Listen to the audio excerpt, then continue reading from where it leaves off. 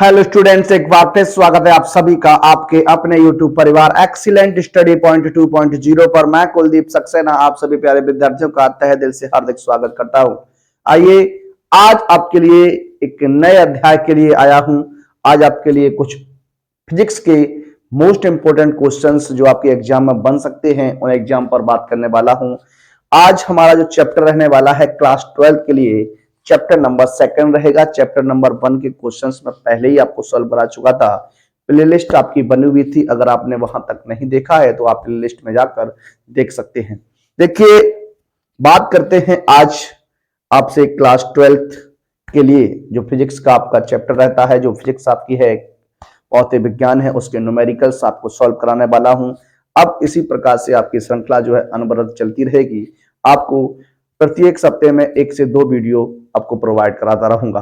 आइए बात करते हैं आज के सेशन पर। आज का सेशन जो है आपका इंपॉर्टेंट रहने वाला है। इसमें न्यूमेरिकल जो आपके एग्जाम में बन चुके हैं या बनने के प्रबल चांस रहेंगे उन पर हम लोग बात करेंगे। एक बार सभी विद्यार्थी वीडियो को प्लीज लाइक कर दीजिएगा और जो विद्यार्थी चैनल पर फर्स्ट टाइम विजिट कर रहे हैं प्लीज चैनल को सब्सक्राइब कर लीजिए, बेल आइकन को ऑल पर प्रेस कर लीजिए जिससे आने वाली वीडियो का नोटिफिकेशन आपको सबसे पहले मिल सके। एक बार सभी विद्यार्थी अपने स्टेटस पर वीडियो को शेयर भी कर दीजिए। तो आइए देर न करते हुए शुरू करते हैं आज के अपने सेशन को। आज का जो सेशन रहेगा बहुत ही इंपॉर्टेंट रहने वाला है, बहुत ही महत्वपूर्ण रहने वाला है। अब देखिए, क्वेश्चन आपके सामने है और क्वेश्चन को किस प्रकार से आप सॉल्व करने वाले हैं, हल करने वाले हैं, आइए बात करते हैं। 2 प्रश्न लिए हैं, दोनों प्रश्न आपके पूछे हुए क्वेश्चंस हैं। जो पहला क्वेश्चन है ये आपका 2012 में पूछा जा चुका है और ये जो क्वेश्चन है ये आपका 2018 में आ चुका है। आइए क्वेश्चन को सॉल्व करेंगे, क्वेश्चन को हल करने वाले हैं। देखिए, सबसे पहले आपको क्या करना चाहिए कि प्रश्न को पढ़ के और ये देखना चाहिए कि इस प्रश्न में हमें दिया क्या गया है। जो दिया गया है पहले उसको आप लिख लीजिए और जब आप देखेंगे कि इसमें अब कौन सा फॉर्मूला लग सकता है, कौन सा सूत्र लग सकता है, तब आप इसे पता कर सकते हैं। तो बात करते हैं सबसे पहले 2 बिंदुओं के बीच विभवांतर। देखिए, 2 बिंदुओं के बीच विभवांतर जो दिया गया है वो आपका 60 वोल्ट दिया गया है। कितना दिया गया है? 60 वोल्ट दिया गया है। और विभवांतर को हम लोग जानते हैं V से रिप्रेजेंट करते हैं। किससे करते हैं? V से रिप्रेजेंट करते हैं। तो यहां पर जो विभवांतर हो जाएगा, क्या विभवांतर जो हो जाएगा वो आपका क्या हो जाएगा? V बराबर 60 वोल्ट हो जाएगा। कितना हो जाएगा? 60 वोल्ट हो जाएगा।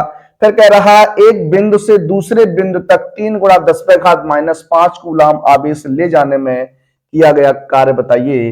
अब आपको आवेश की मात्रा दी गई है, क्या आवेश दिया गया है। आवेश को हम लोग Q से रिप्रेजेंट करते हैं। ये 3 × 10⁻⁵ कूलाम आपको जो है वो दिया गया है। ये आपको गिवन दैट है और आपसे कह रहा है कार्य बताइए। क्या कार्य आपसे निकालना है? कार्य W जो है वो आपसे पता करने की बात कर रहा है। अब देखिए, अगर बात करते हैं तो यहां पर जो सूत्र बनता है वो सूत्र क्या होता है, किस प्रकार से हम लोग बात करने वाले हैं। तो देखिए, बात करते हैं विभवांतर की। किसकी बात करते हैं? विभवांतर की बात करने वाले हैं। तो विभवांतर B बराबर जो होता है, विभवांतर B बराबर जो होता है वो कार्य बटे क्या होता है? आवेश होता है। क्या होता है? कार्य बटे आवेश होता है। यानी B बराबर W बटे क्या होता है? Q होता है। B बराबर W बटे Q होता है। अब देखिए, यहां से आपको W निकालना है तो क्रॉस गुणा कर दीजिए। तो W बराबर क्या हो जाएगा? B इंटू क्या हो जाएगा? Q हो जाएगा।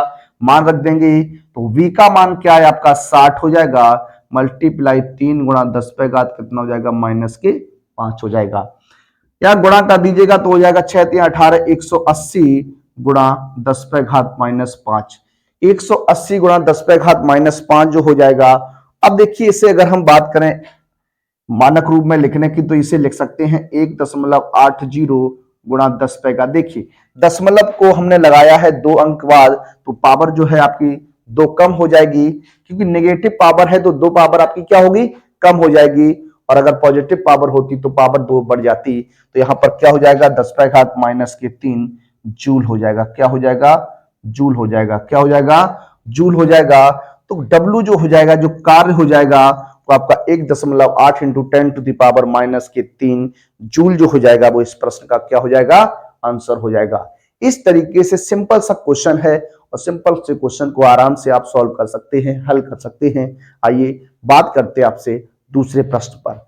दूसरा जो प्रश्न है आपका लिखा है 3.4 गुणा 10⁻⁻7 कूलाम आवेश को अनंत से किसी बिंदु तक लाने में 1.7 गुणा 10⁻⁻5 जूल कार्य करना पड़ता है। इस बिंदु पर वैद्युत विभव क्या होगा? इस बार आपसे क्या कह दिया, वैद्युत विभव जान रहा है कि वैद्युत विभव क्या रहने वाला है। देखिए किस प्रकार बात करेंगे। कह रहा है आवेश, आवेश की मात्रा आपको दी गई है। क्या आवेश आपको दिया गया है? Q का मान आपको दिया गया है 3.4 मल्टीप्लाई 10⁻⁻7 कूलाम है। क्या है? -7 कूलाम है। तो देखिए आगे आपसे कह रहा है कि किसी बिंदु अनंत से किसी बिंदु तक लाने में कार्य जो करना पड़ता है, क्या कार्य W का मान आपको दिया गया है। कितना दिया गया? 1.7 गुणा 10⁻⁻5 जूल जो दिया गया है। आगे कहता है कि इस बिंदु पर वैद्युत विभव की गणना करनी है। वैद्युत विभव जो है वो आपको पता करना है। क्या निकालना है? वैद्युत विभव जो है वो आपको पता करना है। वैद्युत विभव क्या होगा? B का मान आपका क्या बनने वाला है। तो देखिए अगर हम बात करें वैद्युत विभव की, तो आप जानते हैं वैद्युत विभव बराबर क्या होता है। वैद्युत विभव का जो सूत्र होता है वो क्या होता है? वैद्युत विभव आपको पता करना है। तो वैद्युत विभव बराबर होता है कार्य बटे क्या होता है? आवेश होता है। क्या होता है? कार्य बटे क्या होता है? आवेश होता है। तो B बराबर क्या हो जाएगा? W बटे क्या हो जाएगा? Q हो जाएगा। मान रख दीजिए। तो W बटे Q, W क्या है आपका? ये आपका 1.7 into 10 to the power minus कितना रहेगा? 7 रहने वाला, नहीं 5 रहेगा। और ये रहेगा आपका क्या? 3.4 multiply 10 to the power minus का 7 हो जाएगा।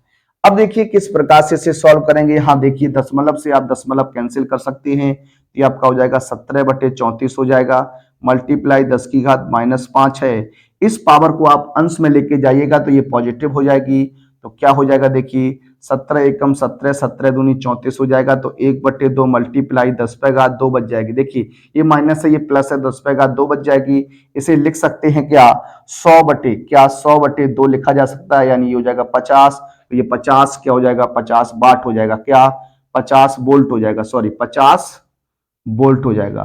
तो वैद्युत विभव का जो मान आने वाला है वो 50 वोल्ट हो जाएगा। क्या हो जाएगा? 50 वोल्ट हो जाएगा। क्या हो जाएगा?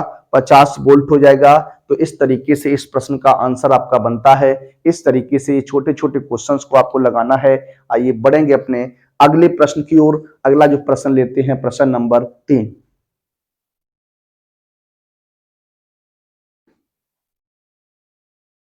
देखिए आगे बात करते हैं, अगले प्रश्न के ऊपर बात करेंगे। अगला जो प्रश्न रहेगा प्रश्न नंबर 3 और प्रश्न नंबर 4 आपके सामने दो लिए गए क्वेश्चन है। प्रश्न नंबर 3 जो है वो आपका 2023 में क्वेश्चन पूछा गया था और प्रश्न नंबर 4 जो है वो आपका 2016 में क्वेश्चन पूछा जा चुका है। आइए क्वेश्चन को हल करते हैं, क्वेश्चन को सॉल्व करने का प्रयास करते हैं। देखिए किस तरीके से आपकी बात हो रही है। कह रहा है कि 2 वोल्ट तक विभवांतर से आवेशित 10 माइक्रोफैरेड धारिता 10 माइक्रोफैरेड धारिता के संधारित्र की स्थितिज ऊर्जा की गणना कीजिए। सबसे पहले आपको यह ज्ञात करना है कि इसमें आपको दिया क्या गया है, किस प्रकार से आपको बात करनी है। कह रहा 2 वोल्ट विभवांतर है। 2 वोल्ट जब विभवांतर दिया गया है तो आप जानते हैं ये क्या हो जाएगा? ये आपका V का मान हो जाएगा। क्या? विभवांतर हो जाएगा। क्या? विभवांतर V बराबर हो जाएगा 2 वोल्ट। कितना हो जाएगा? 2 वोल्ट हो जाएगा। आगे कह रहा है से आवेशित 10 माइक्रोफैरेड धारिता। धारिता को हम लोग किससे रिप्रेजेंट करते हैं? आप जानते हैं धारिता को हम लोग C से रिप्रेजेंट करते हैं। ये आपको दी गई है 10 माइक्रोफैरेड। क्या दिया गया है? 10 माइक्रोफैरेड दिया गया है। अब आप जानते हैं 1 माइक्रो में 10⁻⁻6 होता है। 1 माइक्रो बराबर होता है 10⁻⁻6। तो यहाँ पर इसमें गुणा कर दीजिए तो ये हो जाएगा 10 गुणा 10⁻⁻6 फैरेड हो जाएगा। क्या हो जाएगा? फैरेड हो जाएगा। 10 गुणा 10⁻⁻6 क्या हो जाएगा? फैरेड हो जाएगा। अब बात करते स्थितिज ऊर्जा की। तो स्थितिज ऊर्जा का जो फॉर्मूला बनता है क्या? स्थितिज ऊर्जा, स्थितिज ऊर्जा ये जो सूत्र बनता है ये आपका होता है क्या? U बराबर 1/2 C² F होता है। क्या?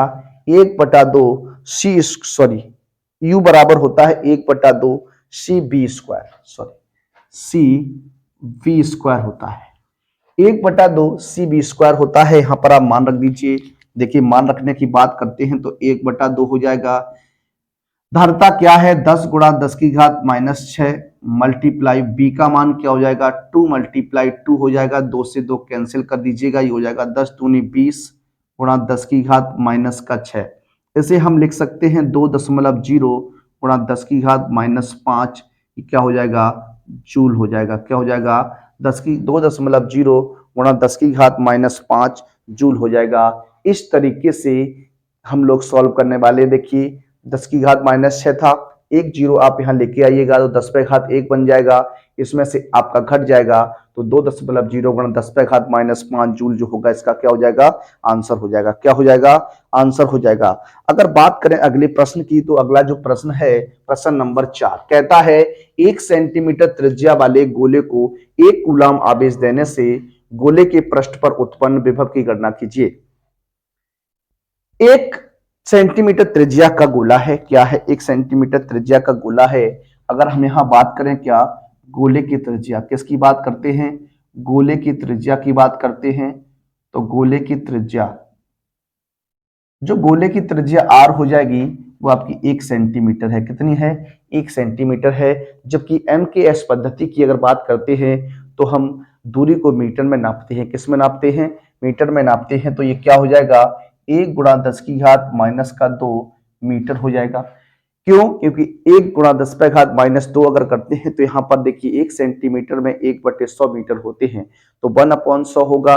इसे हम अंश में ले जाएंगे तो 1 गुणा 10 की घात -2 मीटर बन जाएगा। आगे अगर बात करते हैं कह रहा है 1 कूलाम आवेश, आवेश की मात्रा आपको दी गई है। किसकी मात्रा दी गई है आवेश Q बराबर आपको दिया गया है 1 कूलाम। कितना दिया गया है 1 कूलाम आपको दिया गया है। अगर बात करते हैं विभव की, क्या विभव की गणना करनी है तो वैद्युत विभव बराबर क्या होता है आप सूत्र जानते हैं।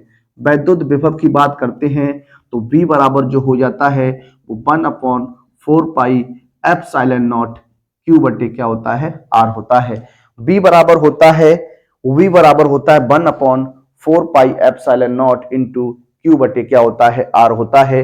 अब 1/4 पाई एप्सिलॉन नॉट का मान आप जानते हैं, तो ये क्या होता है 9 गुणा 10 पे घात कितना होता है 9 होता है। 9 गुणा 10 पे घात कितना होता है 9 होता है। तो ये हो जाएगा V बराबर 9 गुणा 10 पे घात 9 हो जाएगा। Q का मान कितना है 1 है और R का मान 1 गुणा 10 पे घात कितनी रहेगा -2 रहेगा। इसको ऊपर ले जाइएगा तो ये हो जाएगा B बराबर 9 गुणा 10 पे घात कितना हो जाएगा 9 मल्टीप्लाई 1 गुणा 10 पे घात कितना हो जाएगा 2 हो जाएगा। इसे लिख सकते हैं 9 गुणा 10 पे घात कितना 9 और 2 कितना हो जाएगा 11। ये आपका क्या हो जाएगा वोल्ट हो जाएगा। क्या हो जाएगा वोल्ट हो जाएगा। तो जो आंसर बनने वाला है वो 9 गुणा 10 पे घात 11 वोल्ट बन जाएगा। इस तरीके से आपको इस प्रश्न को सॉल्व करना था। आइए बात करेंगे अपने अगले प्रश्न पर। देखिए बात करेंगे अगले प्रश्न पर। अगला जो प्रश्न है हमारा प्रश्न नंबर 5 लिखा है 2 संधारित्र जिनकी धारिताएं क्रमशः 20 माइक्रोफैरड तथा 30 माइक्रोफैरड हैं श्रेणी क्रम में जुड़े हैं, उनकी तुल्य धारिता ज्ञात कीजिए। तुल्य धारिता की आपको बात करनी है। तुल्य धारिता किस प्रकार से निकालते हैं आइए बात करेंगे। जब भी आपको श्रेणी क्रम की बात करता है या समांतर क्रम की बात करता है तो इसमें एक कॉन्सेप्ट होता है, उस कॉन्सेप्ट को आपको याद रखना चाहिए। एक क्वेश्चन आपका यहाँ से अवश्य बनता है, एक क्वेश्चन आपके एग्जाम में यहां से अवश्य बनता है। आपको ये क्वेश्चन जो आपको तैयार रखना चाहिए किस तरीके से लगाते हैं आइए बात करते हैं। अगर बात करें यहां पर दिया गया है क्या 2 संधारित्र जिनकी धारिताएं दी गई हैं, तो धारिताएं अगर आपको दी गई हैं तो देखिए क्या हो जाएगा। अगर धारिताओं की बात करिएगा तो एक को C1 मान लीजिए 20 माइक्रोफैरड हो जाएगा और एक को C2 मान लीजिए ये आपका 30 माइक्रोफैरड हो जाएगा अब आप जानते हैं चूंकि ये श्रेणी क्रम में जुड़े हैं, क्या चूंकि C1 व C2 श्रेणी क्रम में है, श्रेणी क्रम में जुड़े हैं, तब तुल्य धारिता, तब हम लोग बात करने वाले हैं तुल्य धारिता की। तो तुल्य धारिता जो श्रेणी क्रम में होती है वो 1/C बराबर हो जाएगा 1/C1 प्लस 1/C2 हो जाएगा। 1/C1 प्लस 1 क्या हो जाएगा C2 हो जाएगा। यहाँ पर आपको क्या करना है मान रख देना है। देखिए मान रखते हैं, ये हो जाएगा 1/C1 का मान हो जाएगा 20 और प्लस 1 कितना हो जाएगा 30 हो जाएगा। एलसीएम की बात करिएगा तो आपका एलसीएम जो है वो 60 आ जाएगा। 20 3 60 तो 3 एकम 3 हो जाएगा। 30 दूनी 60 तो ये हो जाएगा।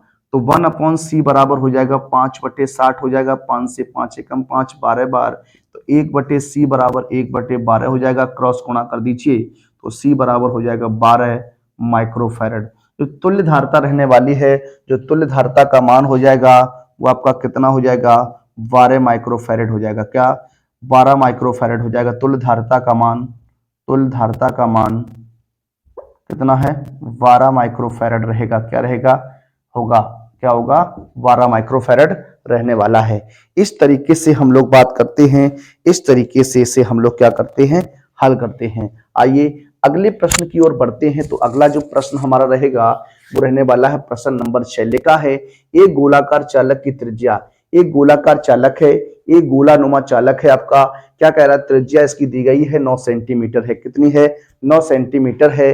इसकी धारिता तथा आवेश की गणना कीजिए। इसमें हमें धारिता की गणना करनी है और आवेश भी आपको फाइंड आउट करना है, जिससे इसका विभव जो है वो 1000 वोल्ट हो जाना चाहिए। क्या हो जाना चाहिए 1000 वोल्ट हो जाना चाहिए। तो देखिए किस प्रकार से क्वेश्चन को हल करने वाले हैं। आइए सबसे पहले बात करते हैं।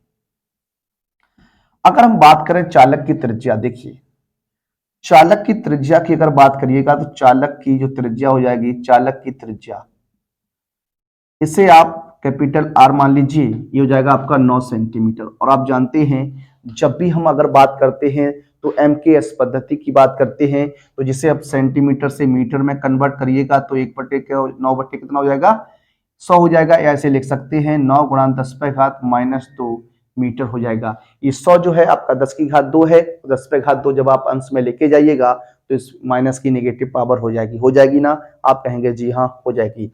कह रहा है विभव आपको दिया गया है। क्या विभव B का मान दिया गया है, विभव B बराबर दिया गया है 1000 वोल्ट।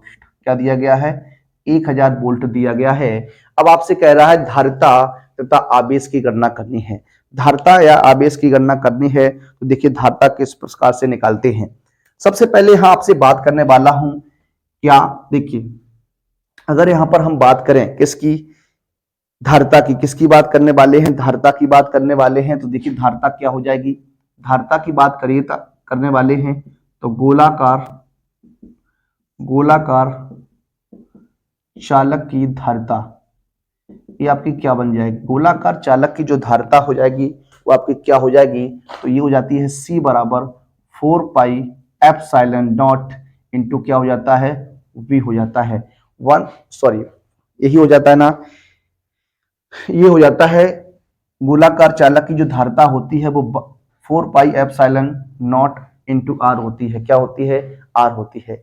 अब देखिए अगर बात करते हैं 4πε0 की, तो आप जानते हैं 1/4πε0 का जो मान होता है वो 9 × 10⁻9 होता है। कितना होता है 9 × 10⁻9 होता है। अब यहाँ आपको दिया गया है 4πε0, तो इसका जो मान हो जाएगा वो 1/9 × 10⁻9 हो जाएगा। यहाँ पर मान ज्ञात करते हैं तो इसे लिख सकते हैं 1/9 × 10⁻9 इंटू R का मान आपका क्या है 9 × 10⁻, कितना है -2 हो जाएगा। 9 से 9 कैंसिल करिएगा तो ये हो जाएगा 1 × 10⁻², ये पावर भी ऊपर जाएगी तो 10⁻−9 हो जाएगा। तो 1 × 10⁻11 हो जाएगा। क्या 1 × 10⁻11 हो जाएगा। कितना हो जाएगा -11 हो जाएगा। एक बार आप चेक कर लीजिए, ये आपका बन सकता है -11 पावर हो जाएगी। कितनी हो जाएगी -11 पावर हो जाएगी। एक बार आप चेक करेंगे तो क्या आंसर आपका यही बनने वाला है, एक बार आप देख लीजिए। इसे हम लिख सकते हैं क्या, देखिए ये आपका C का मान आ जाएगा। किसका मान आ जाएगा C का मान आ जाएगा। किसका मान आ जाएगा C का मान आ जाएगा। तो इसे अगर आपको माइक्रोफैरड में लिखना है, क्या माइक्रोफैरड में लिखना है, वैसे आपका आंसर ये भी सही रहेगा, ये फैरड में आ जाएगा। किस में आएगा फैरड में आ जाएगा। किस में आ जाएगा फैरड में आ जाएगा। तो ये आपका क्या हो जाएगा फैरड हो जाएगा। कितना हो जाएगा फैरड हो जाएगा। अब अगर इसको आप और कुछ चीज में लिखना चाहते हैं तो आप लिख सकते हैं, लेकिन मैं कहूंगा आप इतना ही आंसर रखिएगा। इसका क्या रखिएगा इतना ही इसका आंसर रखिएगा। आगे अगर बात करते हैं तो कह रहा है चालक पर आवेश बताइए। क्या? चालक पर आवेश, चालक पर आवेश। अगर इसको आप माइक्रोफैरड में लिखना चाहते हैं, देखिए माइक्रोफैरड में लिखेंगे तो 10⁻⁻6, 10⁻⁻6 हो जाएगा, तो 1 गुणा 10⁻⁻5 बच जाएगा। 1 गुणा 10⁻⁻5 माइक्रोफैरड हो सकता है। इसको आप इस तरीके से भी लिख सकते हैं। क्या? 1 गुणा 10⁻⁻5 माइक्रोफैरड भी इसका आंसर बन सकता है। इस तरीके से आप लिख सकते हैं। अब देखिए कह रहा है चालक पर आवेश की गणना कीजिए। तो चालक पर आवेश की गणना करनी है तो ये Q बराबर जो होता है वो आपका होता है CB। क्या होता है? Q बराबर CB होता है। तो देखिए हम मान रख देते हैं। C का मान क्या है आपका? C का मान है 1 गुणा 10⁻⁻ का कितना 11 मल्टीप्लाई कितना हो जाएगा 1000 हो जाएगा। ये हो जाएगा 1 गुणा 10⁻⁻11 मल्टीप्लाई 1000 1 10⁻³ हो जाएगा। 1 गुणा 10 कितना बच जाएगा -8 बच जाएगा। ये क्या हो जाएगा? कूलाम हो जाएगा। क्या हो जाएगा? कूलाम हो जाएगा। क्या हो जाएगा? कूलाम हो जाएगा। तो इस तरीके से आप इसे सॉल्व कर सकते हैं, हल कर सकते हैं। या फिर आप इसको और लिखना चाहें तो इसे लिख सकते हैं 10 गुणा 10⁻⁻9 कूलाम हो जाएगा। क्या? 10 का मल्टीप्लाई कर दिया, यहाँ पर क्या कर दिया 10 का मल्टीप्लाई 10 का भाग करिएगा तो आपका हो जाएगा 10 गुणा 10⁻⁹ कूलाम। इस तरीके से इस प्रश्न का क्या होता है? आंसर बन जाता है। आइए बढ़ते हैं अपने अगले प्रश्न की ओर। देखिए बात करेंगे अपने अगले प्रश्न पर। अगला जो प्रश्न है प्रश्न नंबर 7 रहने वाला है। लिखा है 2 माइक्रोफैरड तथा 3 माइक्रोफैरड संधारित्रों वाले 2 आवेशित चालकों को आपस में संयोजित करने पर आवेश का बंटवारा किस अनुपात में होगा? आवेश के बंटवारे की बात कर रहा है तो आवेश का बंटवारा किस अनुपात में होगा? तो आप जानते हैं ये बहुत ही सिंपल सा क्वेश्चन है, बहुत ही सिंपल क्वेश्चन है आपका। ये हो जाएगा, देखिए 2 संधारित्र हैं तो एक को आप C1 मान लीजिए तो ये हो जाएगा 2 माइक्रोफैरड हो जाएगा। एक को आप C2 मान लीजिए तो ये 3 माइक्रोफैरड हो जाएगा। अब आपसे कह रहा है चालकों को आपस में संयोजित करने पर आवेशों का बंटवारा किस अनुपात में होगा? यानी Q1 अनुपात Q2 की आपसे क्या पूछ रहा है? बात पूछ रहा है। तो आप जानते हैं क्या होता है, किस तरीके से इसे हम लगाते हैं। इसे आप जब जोड़ते हैं तो अनुपातों का जो विभाजन होता है वो किस अनुपात में हो जाएगा? तो आप जानते हैं Q1 बटे Q2। देखिए ये हो जाएगा Q1 बटे Q2 इक्वल टू हो जाएगा C1 बटे C2 हो जाएगा। हो जाएगा 2/3। तो लिख सकते हैं Q1 अनुपात Q2 बराबर 2/3। ये हमारा क्या हो जाएगा? आंसर हो जाएगा। क्या हो जाएगा? आंसर हो जाएगा। तो 2/3 के अनुपात में आवेशों का क्या हो जाएगा? बंटवारा हो जाएगा। अगले प्रश्न की बात करेंगे तो अगला जो प्रश्न हमारा है प्रश्न नंबर 8 रहने वाला है। लिखा है 200 वोल्ट के विभव पर स्थित एक बिंदु से 200 वोल्ट के विभव पर स्थित एक बिंदु से 250 वोल्ट पर स्थित दूसरे विभव तक एक आवेशित कण की गति करने पर उसकी गतिज ऊर्जा में 10 जूल की कमी होती है। उस कण पर आवेश की मात्रा ज्ञात कीजिए। देखिए विभवांतर का जो अगर बात करें विभवांतर की, किसकी बात करें? विभवांतर की। तो जो विभवांतर हो जाएगा वो आपका क्या हो जाएगा? देखिए 200 वोल्ट के एक विभव से स्थित एक बिंदु से 250 वोल्ट पर स्थित दूसरे विभव तक जाने में जो विभवांतर का अंतर हो जाएगा वो आपका क्या कहलाता है? डेल्टा बी कहलाता है। क्या कहलाता है? डेल्टा बी हो जाएगा। ये 250 माइनस कितना हो जाएगा? 200 हो जाएगा। ये आपका 50 वोल्ट हो जाएगा। कितना हो जाएगा? 50 वोल्ट हो जाएगा। आगे क्या आपसे कह रहा है उस पर देखिए गतिज ऊर्जा में कमी की बात कर रहा है। क्या? गतिज ऊर्जा में कमी। क्या? गतिज ऊर्जा में कमी।